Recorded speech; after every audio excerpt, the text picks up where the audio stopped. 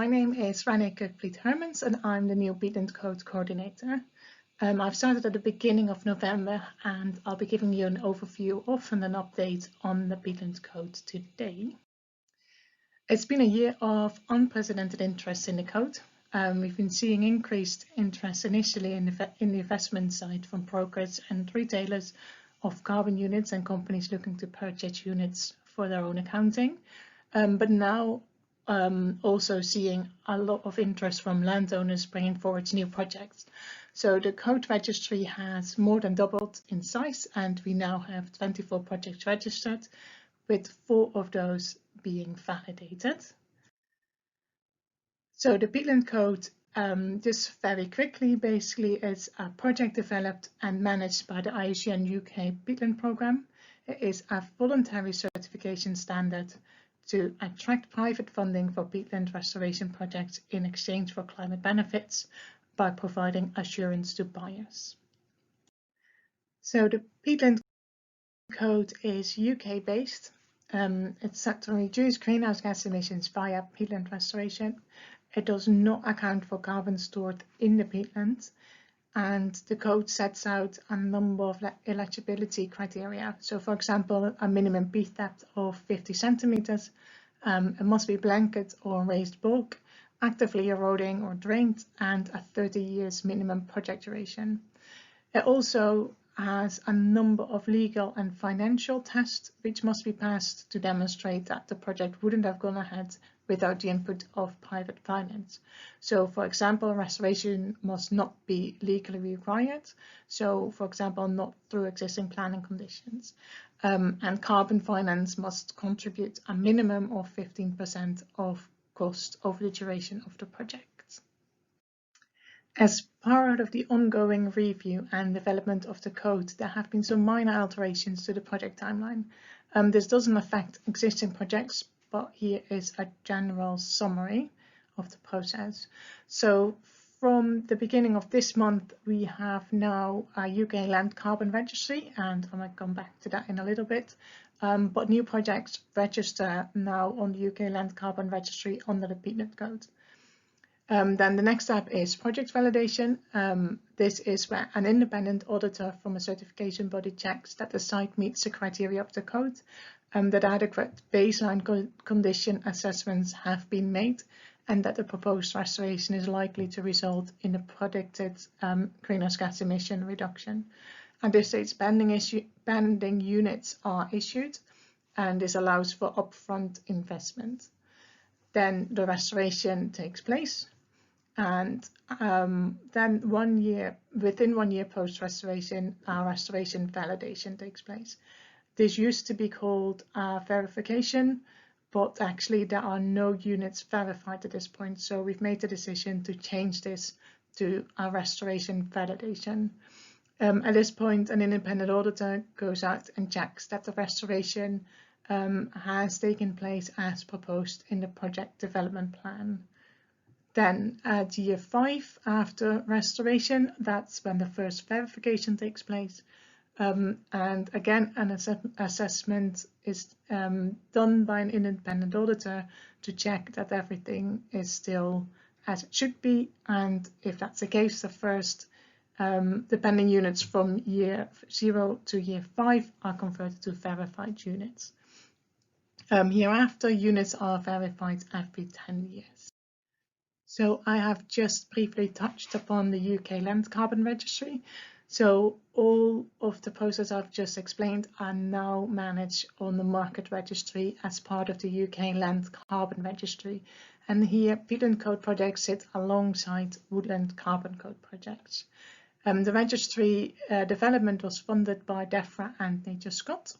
And the new registry aims to create a more accessible one-stop shop for woodland and peatland carbon schemes, and provides transparency, avoidance of double counting, and provides traceability of all units. And all units are in one place, which is good for landowners and project developers. So this is an overview of the public view of the registry. You can find a link to this on our Peatland Code website. All projects are shown in the registry that are and you can see the status of the projects are under development or validated, and you can click and view the details of these projects.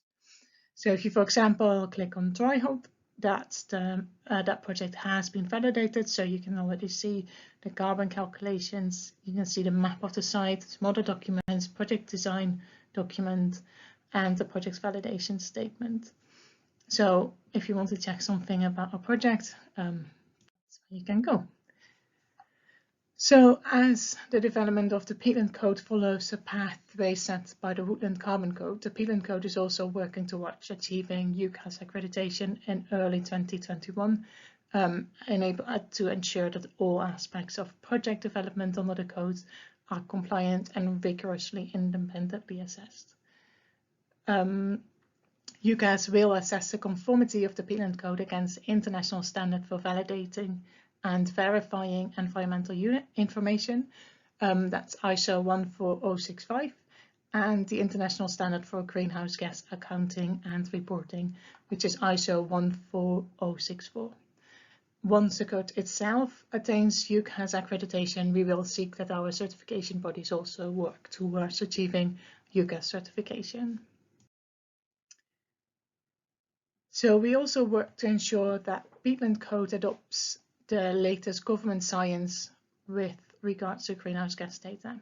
Since the release of the Department for Business, Energy and Industrial Strategy BEIS data in 2018, we have been in discussions with the Centre for Ecology and Hydrology and DEFRA about how to align the BEIS greenhouse gas reporting categories for peatlands with those of the Peatland Code. It's not a simple read across, as the categories do not align, and we hope to commission a piece of work through CEH and DEFRA in 2021 to update the emissions factors for the code and bring them into line with the data used in the UK government's greenhouse gas accounting. As part of this work, we are hopeful to be able to expand the legibility of the Peatland Code to include fen peatlands as well.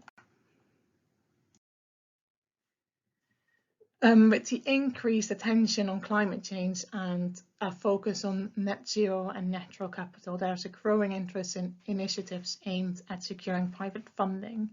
There's a range of new schemes going forward to meet this demand, and in addition to the formal gold standard initiatives, there is interest among some project developers for a less regulated, more flexible silver standard. The intention would be to allow less quantified environmental benefits of peatland restoration to be sold to businesses, which would enable more peatland restoration to be funded, but still providing some level of assurance for businesses. As the owner and developer of the Peatland Code, IUCN UK Peatland Programme wishes to further explore this emerging market and how potential new mechanisms can align with the work of the code. Therefore, we have established a time-limited working group to explore peatland marketing standards. The group, chaired by Tim Tom from Yorkshire Peat Partnership, will look at achieving a scientific consensus around the quantification of greenhouse gases, establish the current evidence base for peatland evaluation, summarize the different market mechanisms available for restoration and sustainable management of peatlands, and make recommendations and outline the principles for a possible silver standard for peatlands. So, overcoming barriers and next steps. The key barrier is landowner concern about making enough income if there is a risk of losing agricultural subsidy by re-retting land. A solution is to combine grants with the code, which does allow up to 85% of project codes to be met externally.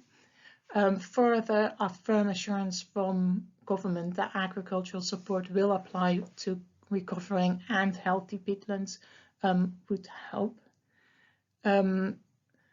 Further, to whoever would find it useful, we can provide Peatland Code training to ensure they feel confident representing the code when discussing new projects. Please get in touch if this is something you would like.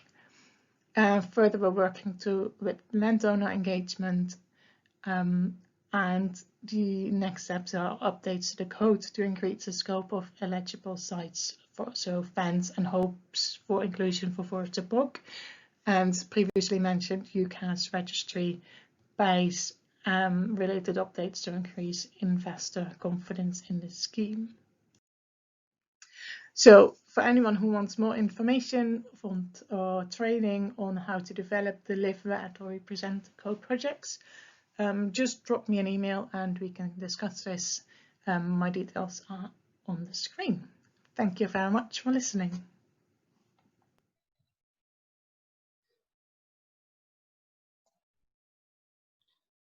Forest Carbon are the leading developer of natural climate projects for the UK voluntary carbon market. We have helped to co-finance over 180 new woodland creation projects across the UK. We've also helped to fund 4 peatland restoration projects. The funding comes from selling carbon credits to UK businesses wishing to mitigate the impacts of their carbon footprints. Carbon capture is only one of a wide range of co-benefits that the projects are delivering. All our projects undergo a rigorous quality assurance process under the UK government's Woodland Carbon Code and the IUCN Peatland Code. We have also developed Ireland's first carbon projects working on behalf of Microsoft.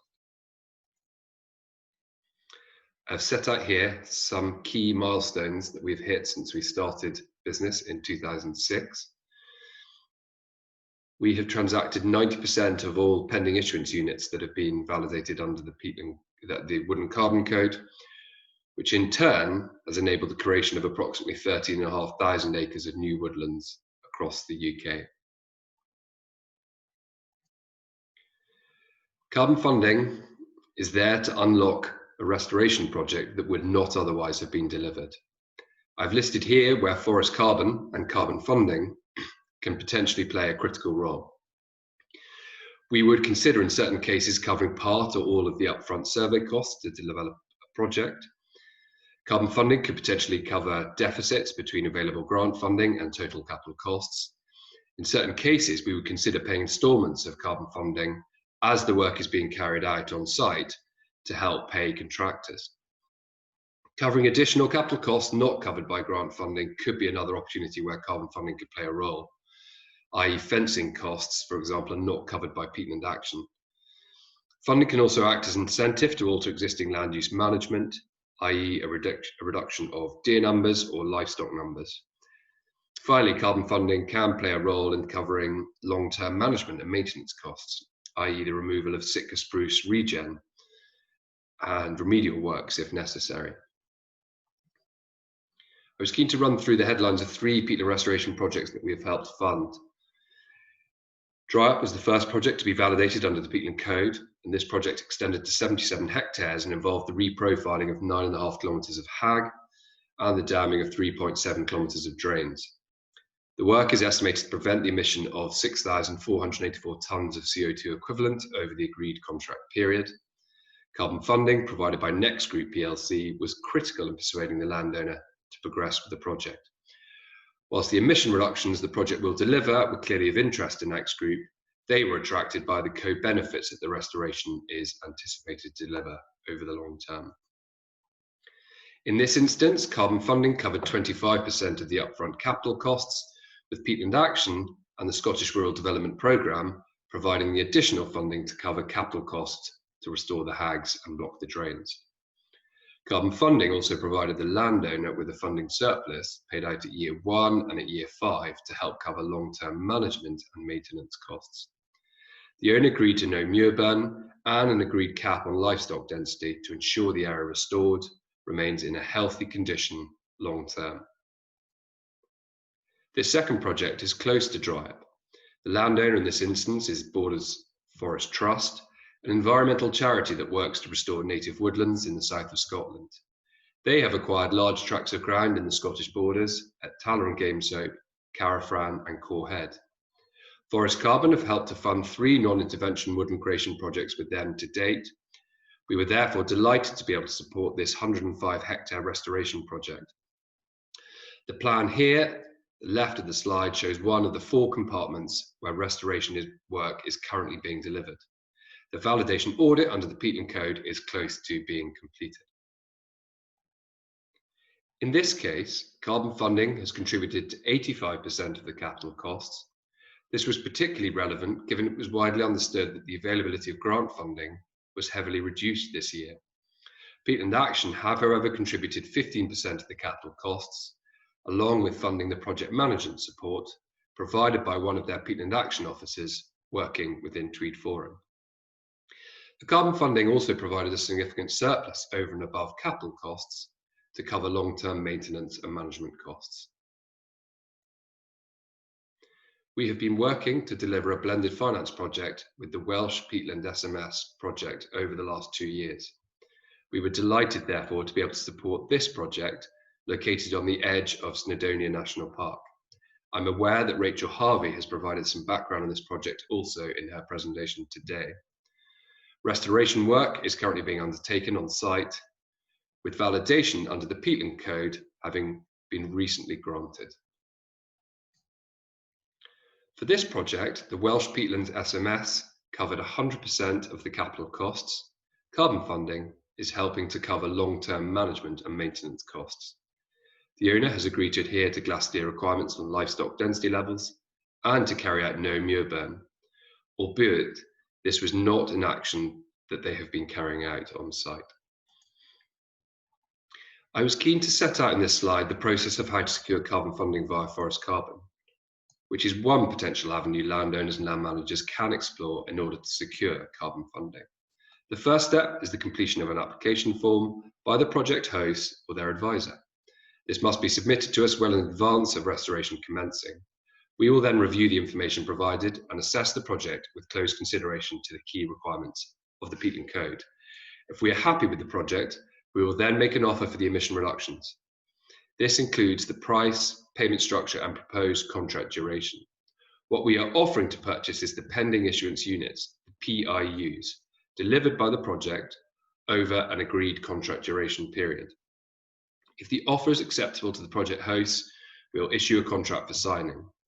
Forest Carbon will then take the project forwards for validation by OF&G under the Peatland Code, and we will cover that cost. Following completion of restoration, the first 70% is typically then made to the host. Once we have agreed a contract for a project and secured validation, we at Forest Carbon will then look to sell the emission reductions that we've acquired from a particular project. Dependent on the volume of PIUs that a project represents, it might take us between 6 months to 3 years post-completion of restoration to sell all the units from a particular project. 5 years later, the project is inspected, and on the basis it passes the verification checks carried out by the independent certification body, we then make the final 30% carbon payment to the landowner. The Peatland Code states that contracts have got to be at a minimum 30 years. Our contracts, as a consequence, adhere to this requirement. Projects must demonstrate that they were additional, with carbon funding being critical in enabling the delivery. Only if necessary, we require that remedial works are carried out to ensure that the restored area remains as a minimum within the post-restoration condition categories as set out within the Peatland Code field protocol. It is worth noting that every project validated under the Peatland Code contributes 15% of the gross claimable emission reductions to a pooled risk buffer. Final point is, should there be a change of ownership, we have a requirement to be informed, as does the Peatland Code, and our contract has a clause that covers this scenario should it arise. I was keen to finish up with a slide covering alternative routes to market that project hosts could explore. Landowners and land managers could look to identify a buyer of the PIUs from their project directly via their own network, local or national business connections they might have. In this instance, they would typically need to take on the cost and responsibility to validate and verify the project over the long term themselves. The other option is they could look to retain all or some of the PIUs to report against future landholding or farm emissions. This might well become increasingly important as organisations look closely at their own supply chains and emissions associated with the production of food, for example. I believe the National Trust are taking this approach with regards to its Peatland Code validated project at Peatlands in Wales. The final option is to retain and sell peatland carbon units over the long term, i.e. at years 15, 5, 15, 25, etc., as the project is verified. i.e. as pending issuance units are converted to peatland carbon units. In this case, you may be seeking to speculate on a future rise in the value of carbon. However, clearly it would limit the amount of carbon funding up front that you could secure if this was a necessity to unlock your project. I'd like to finish up with a slide showing some of the wide range of partners we've worked with over recent years. This is a testament to the many hours that we've invested in identifying and developing close relationships with these organisations. Often this can be done over a number of years before they make a commitment to invest in a particular project. Many thanks, and I look forward to your questions shortly in the Q&A session. Many thanks. Hello everyone, and welcome, croeso, to the presentation on the Peatland Code in Wales. I'm Rachel Harvey, and I am the project manager of the Welsh Peatlands SMS project. Back in March 2019, we commissioned the Crichton Carbon Centre to gather evidence and data and write a report on the current understanding, experiences and interest in the Peatland Code in Wales. They talked to quite a lot of different people from different backgrounds, including 4 grazing and management groups, 9 further organisations, including farmers, land managers, national parks, and they held an outreach event in Dolgellau for 16 more people. And they also gathered evidence from the IUCN Peatland programme, carbon brokers and carbon researchers.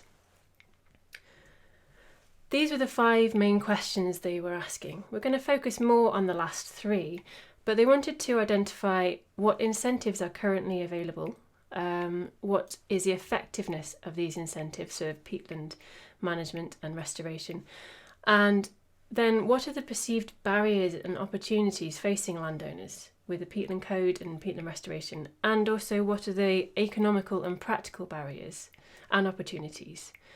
And then they ended up coming up with some requirements and recommendations to allow landowners to engage in peatland restoration and management.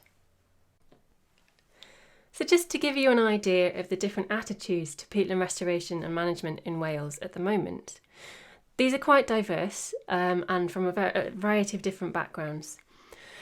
So under the cultural side of things, some people think that it will improve the land and help preserve it for the next generation and sustain the communities in protecting cultural heritage in the areas. On the other hand, some people think that they want to preserve the land use achievements of previous generations, or they want to prioritise the land for food production, for tradition, for heritage. There's a view that the land has always been like this, so what's wrong with it? Especially if it's under an agri-environmental scheme that reinforces that view. On the financial side of things, some people think that it will increase the value of the land, and of course there's chance of payments through schemes like the Peatland Code and carbon funding. On the other hand, some people think that there will be loss of eligibility in funding. For example, if they have to take stock off, they may no longer meet the GLAS tier grazing requirements. Or maybe the land will lose its value. And of course, there's restoration and maintenance costs.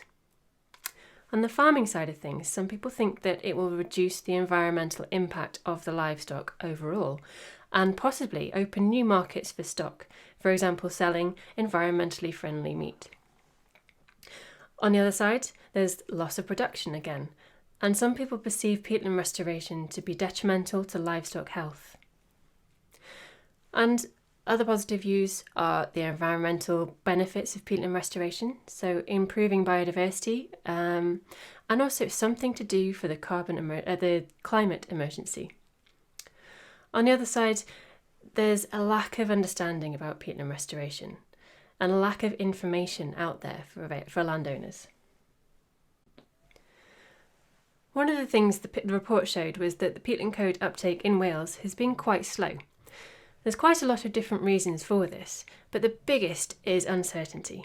We've got a new agri-environmental scheme coming out in Wales, and people are choosing to wait and see what that next scheme will be and how that might tie up with carbon finance and the Peatland Code. They're also waiting to see what happens with the Peatland Code. They're waiting for it to be better established in Wales. Another thing that came up was 30 years is a very long time to tie up a piece of land, especially in these uncertain times. Other issues were financial. The Peatland Code doesn't allow landowners to make a profit, and complexity. The process is complex, particularly setting up an agreement, and generally requires third-party help. And how does monitoring work in the long term? There are questions about carbon market and governance. So does having an agreement take the onus off the government and place it on the landowner too much? Who's going to be in charge of monitoring the site and checking it? And also, what about the ethics of carbon investors? Do they want to sell to big oil companies, for example? In Wales also, we have about 10% of our peatlands are afforested, and they aren't currently covered in the Peatland Code, although I know this is going to be updated hopefully soon. We also have a lot of quite small sites, and sites that are in quite good condition but still require some restoration. So I've got an example here. 2 sites. Site 1 is a large blanket bog with gullies, hags and ditches. It's going to produce 2,300 carbon credits over 30 years, and the total cost is going to be just less than 43,000. On the other hand, Site 2 is a small blanket bog with some ditches, so there is some restoration that's required. But because it's only small and there's only a few ditches, they'll only produce 440 carbon credits over 30 years. And the total cost, with the Peatland Code cost included, is just under £10,000. So if we look at some figures for this, if, say, you could sell the carbon for £10 per tonne and take on those Peatland Code costs yourself, the first site could perhaps cover 54% of the costs through carbon finance, and the Peatland Code costs only about 30% of the total cost, which is manageable. Site 2, on the other hand, again, they could get sufficient carbon funding, covering 46% of the funding, but the Peatland Code costs cost more than the actual restoration and maintenance altogether. One way around this is for Site 2 to go into a group with other, perhaps nearby sites. So that would actually reduce the Peatland Code costs down to about 36% of the costs. So we're going to go through an example of where the Peatland Code has worked really well in Wales. We've got now 3 validated sites in Wales and another 2 on the way. So this is Bulcha. It's a single landowner, it's a farmer. It's a fairly large blanket bog with gullies and hags that need reprofiling. It's SSSI, SPA, and it's currently managed under GLAS Tier, which is the current agri-environmental scheme in Wales. Under the Peatland Code, they have 2,335 tonnes of carbon that they can sell on the carbon market, and that's over 35 years. And they've established an agreement with Forest Carbon, who we've just listened to. And works are currently underway on the site, so it's all going pretty well. The monitoring and maintenance side has been agreed with NRW, Natural Resources Wales, and they've created a new type of Section 16 agreement, essentially, where they are going to be helping the landowner out with the maintenance and the monitoring of the site, but there's no monetary payment from NRW to the landowner. And there's also been advice from our project, the Welsh Peatlands SMS project, on how to move forward with this. To get around the complexity of the Peatland Codes, it was facilitated by the Welsh Peatlands SMS project staff with further advice from NRW. And that advice has been absolutely vital in getting this project off the ground and the Peatland Code signed off. It's also acted as a trailblazer for other projects in the area. So the SMS Dinas Mawddwy project is due to be starting soon, and that is a bunch of farmers in the area who are, amongst other things, going to be restoring their peatlands along the same lines, and hopefully some of them will also take a look at this site and want to use the Peatland Code as well. It just goes to show that, certainly in Wales, where staff and projects work with the landowners, interesting and understanding in peatland restoration, peatland monitoring and maintenance, and carbon finance quickly improves, and we can get projects like this off the ground. So the recommendations from the report comes under 5 different categories. Big one is to build awareness. People weren't aware of A, that restoration is a good thing, and B, that the Peatland Code was even there. So we recommend building a well-funded and supported restoration programme so people can see how it works, and to employ project officers to work on the ground with landowners and managers, and to produce more targeted communication for landowners and managers. We also want to reduce that uncertainty. So peatland restoration funding options must be part of or work with agri-environmental schemes going forwards. There needs to be better integration between schemes and greater flexibility over timescales. And perhaps let the government take the risk of extreme events like flooding or fire, something that's out of the hand of the landowners. There's an importance for blended finance in Wales. So there needs to be a national funding programme to fund the range of restoration activities. And that has just been launched actually last week, so that's great. The Peatland Code for projects or groups can save the most carbon at a sufficient scale as well. And agri-environmental schemes need to fund ongoing maintenance and also fund good sites, so those sites that have already been restored or are already in good state. There needs to be advice and support when applying for the Peatland Code. So this is help setting up agreements and monitoring and maintenance. And the advice needs to be consistent. There needs to be joined up thinking between organisations. And maybe there needs to be legal advice as well, or at least guidance for landowners entering carbon finance deals and long-term agreements. And also site funding and compatibility. As I said, around 10% of Wales's peatlands are afforested and currently ineligible. So hopefully this will change in the future.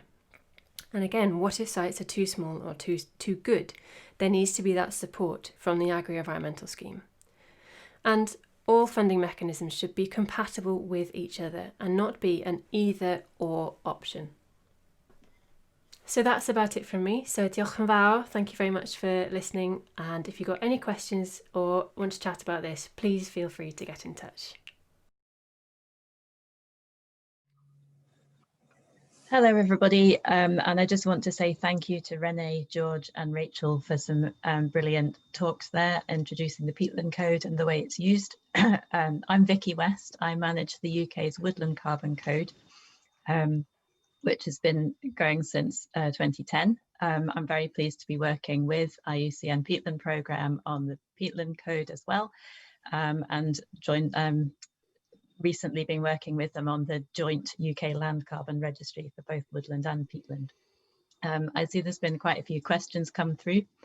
So the first one we're going to look at is from Jack, and he's asking, what is the reason for not accounting for the stored carbon in peat? Would this not be valuable to do?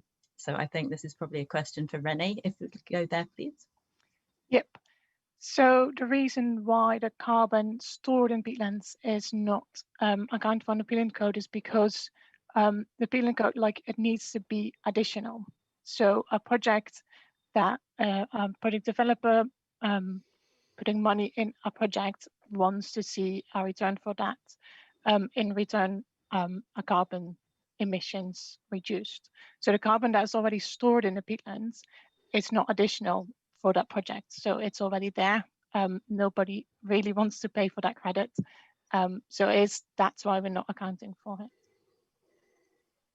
Okay, there's a linked question, Renée, on additionality, which is from Joe. And Joe is asking, how is the project expected to evidence that it will not go ahead without private funding? So on our website, you've got additionality calculator templates. And in there, you put, for example, put in your costs of restoring, you can put in your grant funding that comes in, and that's how you can show that the money that private funding by selling carbon puts into your project is more than 15%. Because that's what we say for a financial additionality, private money needs to be at least 15% of the total project. So yeah, we've got calculators to make that easier for projects, basically. George, I don't know if you want to make any further comment, having done another of these additionality calculations. Is there anything else you would like to add?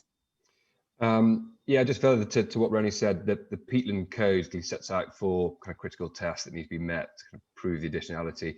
The third test looks at the long-term kind of financial appraisals, and within that, I think there's an opportunity to recognise potential loss of farm income through altering land use management practices, and there's longer-term costs. So I think it's important to look not only at the upfront capital costs, but the long-term management and maintenance costs associated with the project, and using that to a degree to evidence and support your case why additional funding through the sale of carbon credits is necessary alongside any grant funding that you're able to secure upfront. Okay, thank you for that, George. So now there's a couple of questions which are relating to the prices achieved for carbon units. So the first one's from Harry, and he's asking how much success has there been in seeking credits at a price above the typical £10 to £20 a tonne, sort of thinking about the social cost of carbon, which is currently around £60 a tonne. So I don't know who wants to answer that one first. George, you might have direct experience of prices. Vicky, thank you. I'll have an initial go at that. I would say there has been no experience we've had of selling carbon credits at the £60 a tonne level. I would suggest that where we're seeing prices being paid by corporates is probably at the lower end of that initial range that Harry put in his note. In terms of kind of £10 range. The price drivers behind a tonne of CO2 is there's 2 principal aspects to it. A, what price per tonne is needed to unlock a project, and B, what price per tonne a business is ultimately prepared to pay for that tonne of CO2, or equivalent to a PIU or essentially a carbon credit. Corporates making a decision as to what price they're prepared to pay will have financial drivers, and they will also they will only be prepared to pay up to a certain price. Above a certain price, they may go and look at other international voluntary carbon standards, which might well present a significantly lower price. So that option is always there for businesses to pursue. So I think in the immediate future, I can't see us moving to a £60 a tonne mark. But I think over the coming years, I think there's going to be growing interest from corporates in this sector, and I think inevitably that will drive an increase in the price. But I think I would just add a word of caution that there needs to be some sensitivity there in terms of kind of price expectations, and trying to hang your hat on kind of highly aggressive pricing expectations may well end up in disappointment. So just a word of caution on that. I'll leave it to Rachel and Renée to maybe add in anything else they want. Yeah, Rachel or Renée, do you have anything else to add on the price or the likely future price? Just to really back up what George says, in experience in Wales, we've spoken to a few different carbon brokers. There's different ways of doing it. I know Forest Carbon tend to sort of take on a much more active role and help out with the Peatland Code validations, verifications, and so because they're dipping into that, they do offer a sort of at the lower end, whereas other brokers don't have anything to do with that. The landowners will have to pay for that themselves, but then would get a higher price per ton. But throughout all those conversations, I think the highest we've been quoted is something around £20 per tonne, and that was going to be a case of having to wait around for the right buyer. You couldn't sell them straight away, and really if they wanted to sell them straight away, you're looking sort of closer to sort of £10-12 per tonne. It just depends on who you're talking to, but I certainly haven't come across the really high markups yet. Yeah. Renée, did you have anything else to add?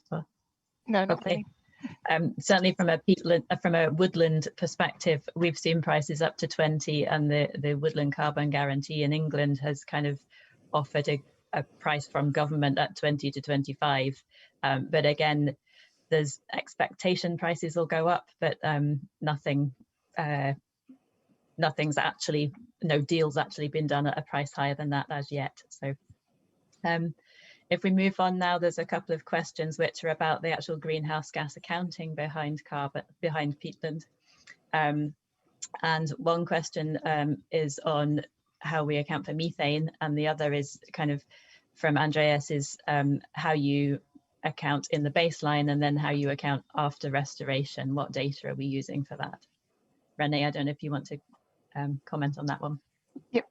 Yeah, so the emission factors are all based on the, I can't pronounce this, the base greenhouse gas report.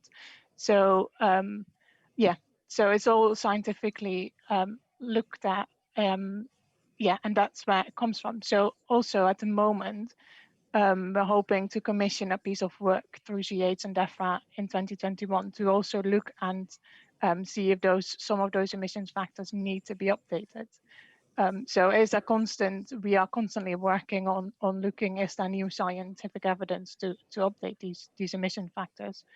I do agree, methane is still, we don't know that much. In some cases we know quite a bit, but in some cases there is still, but yeah, a lack of some certainty around those data. But as I think mentioned before as well by other people, I think at the moment it is the best we've got. We look at constantly improving it. So yeah, that's where it comes from. Okay, thanks, Renée. So now there's a few questions about things that might be included in future. So the first one is forest to bog restoration, a question from Peter Jones. How likely is that to be included in future, and do you have the science to support it? Well, yeah, the main reason why it's not included at the moment is because we simply don't have the scientific evidence to support it. We are definitely hoping to include it, but it won't be next year. It is a bit further down the line, unfortunately. I've got some forest to bog restoration research experience myself, of which I still need to actually publish the data. So yeah, there is data out there, but there needs to be more research before we can include it in the code. Okay, and then another question from Joe Finlow is, what about fen peat that's not included at the moment? Is it worth considering restoring that and registering it for when it is included? Definitely, yes. So we're hoping to include that in the next update. So when Chris Evans and other people at CH and DEFRA are going to look at updating the code, that like they are going to look at fen as well. It depends on what they conclude, if there's enough data or not, but it will definitely be considered next year to hopefully be included. Okay, and this is my lack of knowledge of other peat areas, but Esther's asking about other lowland peat restoration projects and whether or not they would be included. Oh, I'm not sure what there exactly are being thought about, but so at the moment I can just briefly say, so the Peatland Code is to restore back to near natural, is to restore natural peatland areas again. So also with lowland fens, we might run into agricultural land and raising water table for agriculture and all that kind of stuff. At the moment, it's not something we would be looking to include, and there might be other codes or other standards going into that area. But it's definitely something we have our eyes on, and we are looking to work together with other people to see how and if this issue can be tackled. So I hope that kind of answers that question. Okay, cool. And then another what else? Catherine Farrell's asking whether there are any plans to develop further projects in Ireland. I guess I'd comment from a woodland perspective. There's been a lot of interest in both woodland and peatland projects in Ireland, I think, and we have spoken to the Irish government about whether or not they would develop a standard, certainly for woodland.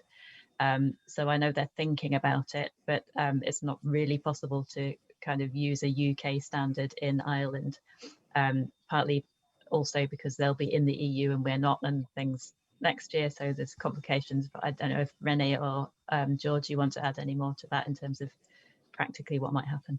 Yeah, can, if that's okay. So yeah, we've also spoken to people in Ireland about this. They are indeed very keen to get some kind of Peatland Code set up as well. But as you said, you can't just use a UK inventory for that, simply because it's all accounted in the land use change of forestry within the accounting. So that's why you can't have the same. But we are looking to work with people in Ireland to set up a similar code or something. Okay. Vicky, all I'd add to that is I think it would be great to see that emerging in Ireland, because I think there's growing corporate interest to invest in peatland restoration projects. But you only need to spill over into the border into Northern Ireland, and there you can use the Peatland Code, and we would love to see some projects coming forwards there. So if anyone is listening and is based in Northern Ireland, then please get in touch with us if you are looking for support. Okay, cool. So the next question is on the types of landowners that are eligible. So there's a question about from Gareth on the Peatland Code on government forest services sites. Can it be a tool for large-scale peatland restoration of forested peatland? That's possibly asking the same question as before. Can we include forest to bog restoration?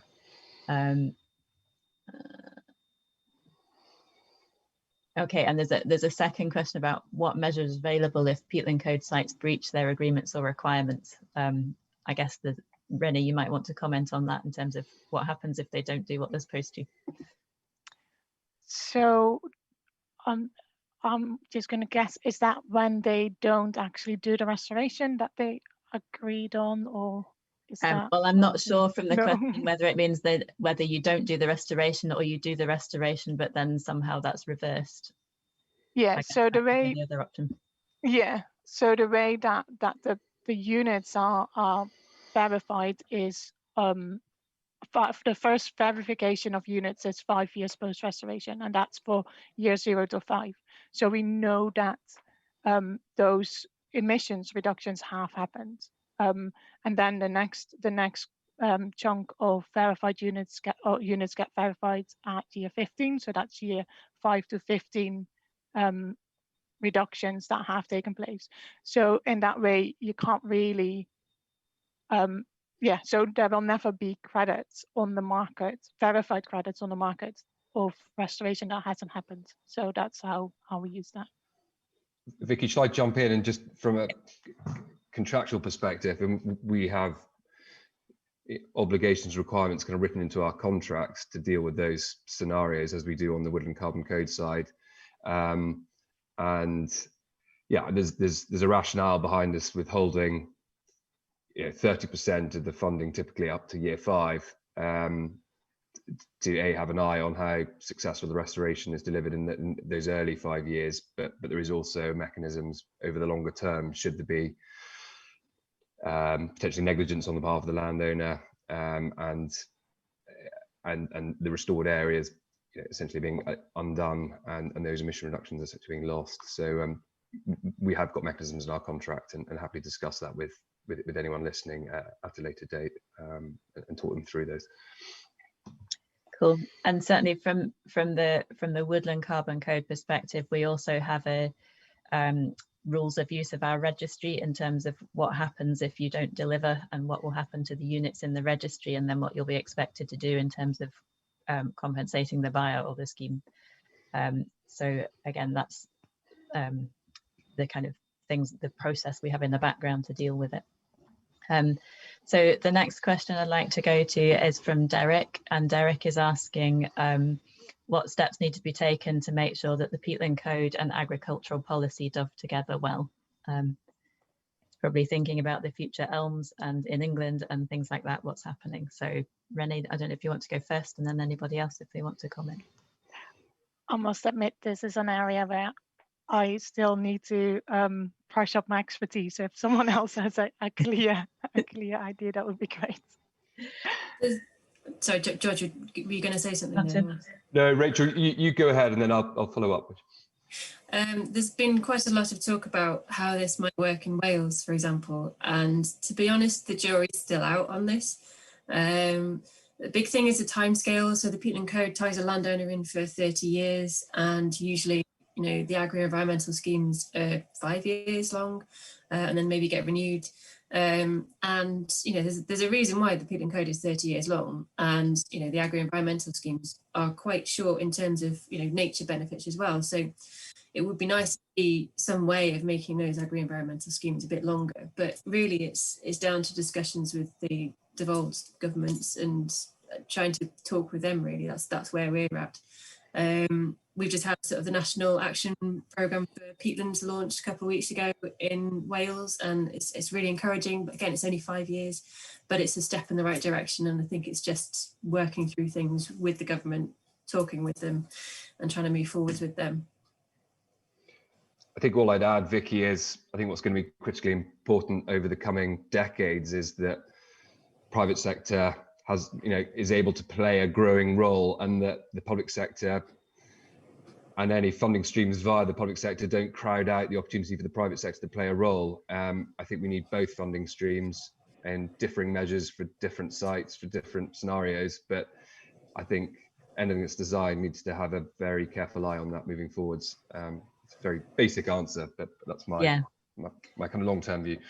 Yeah, cool. And certainly through the Woodland Carbon Code, we're trying to make sure that the policy doves together with this, so that private sector funding can play a role. And from government's perspective, you know, there isn't enough money to do all this restoration and woodland creation. So trying to make sure these methods work together is really important. So on a totally different topic now, James Byrne is asking about the ethics of funding. So do you get a choice in who you sell to? Do you want to sell to a major oil company? Are you willing to do that, or what? Is it greenwashing, or are they for real? And do you get any choice?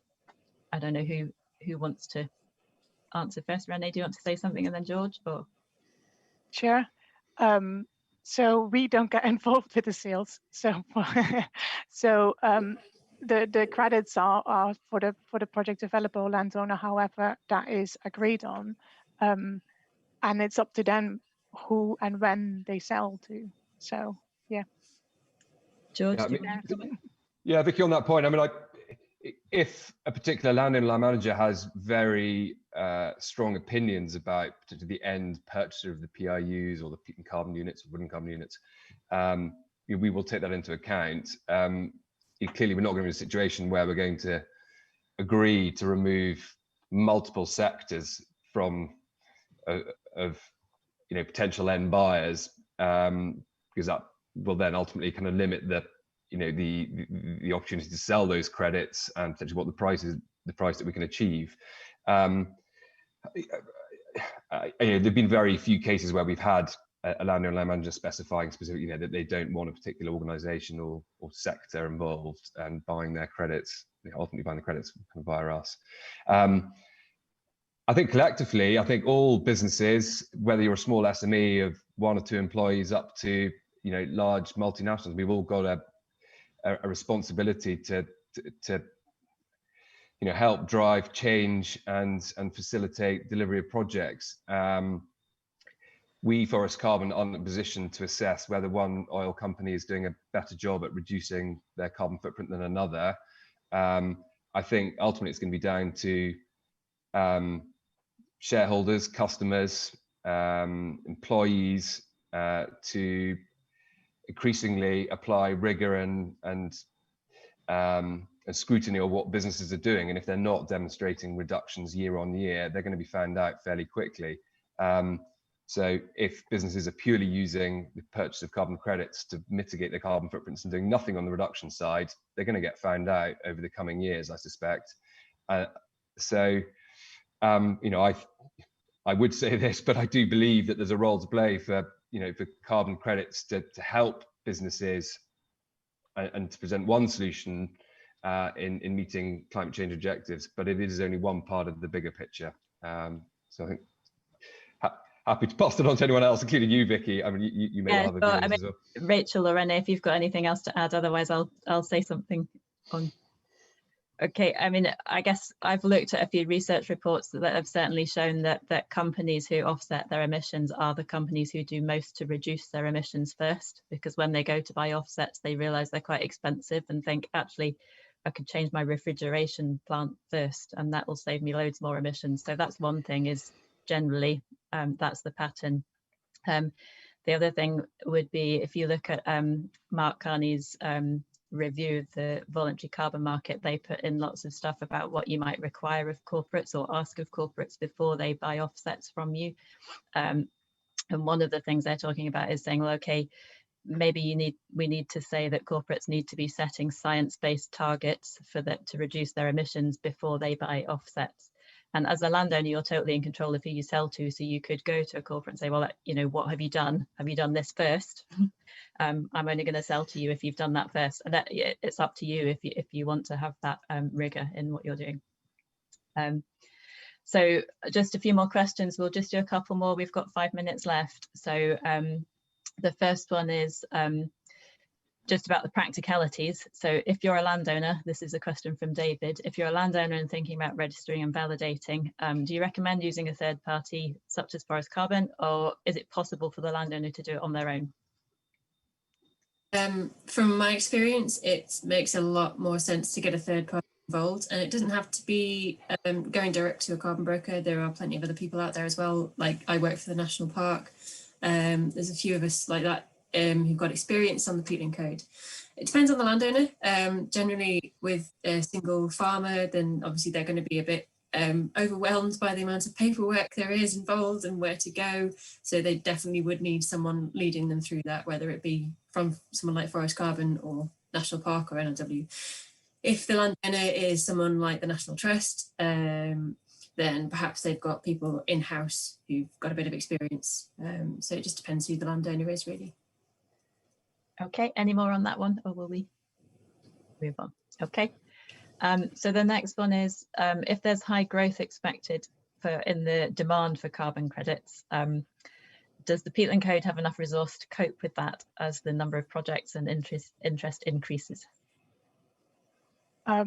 So we are working hard to get more landowners involved, because yeah, at the moment we have to say we don't have any verified credits on the books. Hopefully soon, but like as I just explained, it takes 5 years after restoration to get your first verified credits on the books. Pending issuance units, so that is when we've not verified that the restoration has led to the reduction in greenhouse gases, are issued within 1 year after restoration, after the first restoration validation has been done. And these can be sold, but obviously there's more risk associated with that. And therefore they are usually cheaper. So yeah, we are working hard to basically improve that landowner and the projects on the books to get, yeah, to match that market interest in it. Cool, good. So the next question is, just to clarify, in England, can a landowner enter into an agri-environment scheme for peatland restoration as well as accessing carbon financing from the Peatland Code? I think so. Does one of you know exactly? I don't know about England. In Wales, like I say, we've got the new scheme that's coming out, and we're living with that uncertainty as well. We've been sort of told that it should be okay, but there's no absolute, written in black and white. Yes, you can do the Peatland Code and also be eligible for the agri-environmental scheme. I don't know what it's like in England. Sorry. It's something I'm going to write down to check, because it's very important, obviously. Yeah, ditto. I think I'd probably say it depends on your specific set of circumstances, but again, I wouldn't want to make a blanket provision of advice on that point. I think. Okay, cool. So just one final thing, there's a couple of questions about where do you go for more information? So can you just clarify, please, Renée, where people go if they want to find out more, and whether or not you can do projects in Northern Ireland? Oh, yes, you can definitely do projects in Northern Ireland.